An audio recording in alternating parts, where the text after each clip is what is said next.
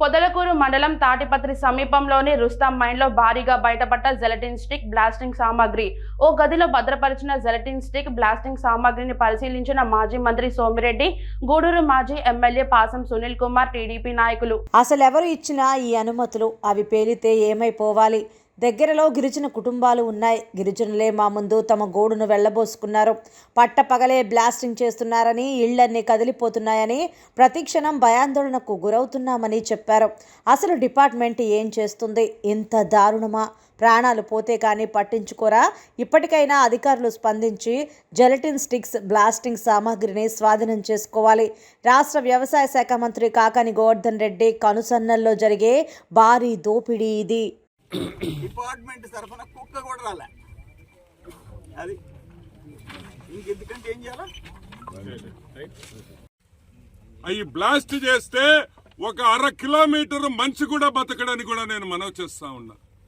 బస్తాలు బస్తాలు డెటనేటర్లు, బస్తాలు బస్తాలు జెలటిన్ స్టిక్స్, అసలు ఏంది అని అడుగుతున్నా. ఒక నాక్సలైట్ చేతుల్లోనో ఒక టెర్రరిస్ట్ చేతుల్లో ఈ మెటీరియల్ పడితే ఈడు ఎవరున్నారు? సెక్యూరిటీ లేదు. ఎవరైనా దొంగతనం చేసి రేపు ఏమైనా టెర్రరిస్ట్ అటాకులు చేస్తే ఎవరు జవాబుదారీ అని అడుగుతున్నాం. ఈరోజు కలెక్టర్ గారికి, ఎస్పీ గారికి ఒకటే అడుగుతున్నాం మేము, మీకు ఈ మైనింగ్ లో వాటా ఉన్నదా లేదా? మీ దగ్గర మీకు మైనింగ్ వాటా లేకపోతే మీరు ఎందుకు గమ్ముగా ఉన్నారు? ఎందుకు యాక్షన్ తీసుకోవటం లేదు? కలెక్టర్ కి, ఎస్పీకి 50% వాటా ఈ మైన్స్ లో ఉన్నది అని ఈరోజు రుజువైందని కూడా మనం చేస్తున్నాం. ఇంత పెద్ద ఎక్స్ప్లోజివ్ మెటీరియల్, బాక్సులు జెలటిన్ స్టిక్స్, అమోనియా ఉంటే ఒక్క పోలీసు రాడా? ఏమి ఎందుకు రారు అని అడుగుతున్నా.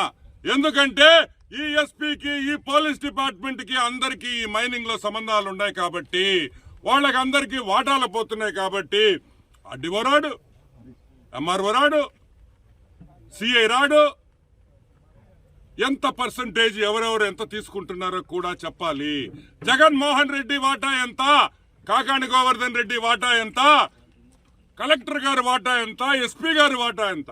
ఏం బ్రహ్మాండంగా వ్యాపారం చేసుకుంటున్నారని మేమందరం ఈరోజు టిప్పర్లు డబ్బాలు ఇక్కడ వచ్చి 3 రోజులుగా కూర్చొని ఉన్నాడు.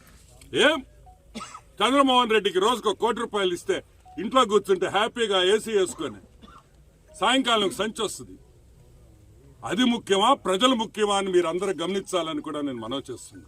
ఈ పోరాటానికి మీకోసం చేసే పోరాటం ఇది.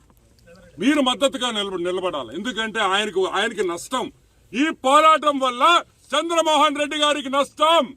రోజుకొచ్చే 1 కోటి రూపాయలు, 2 కోట్ల రూపాయలు ఆయనకి డబ్బులు నష్టం కలిగిస్తుంది. కానీ మీకోసం పోరాడుతున్నప్పుడు మీరు కూడా మద్దతు ఇవ్వకపోతే ఎలా? రాండి బయటికి.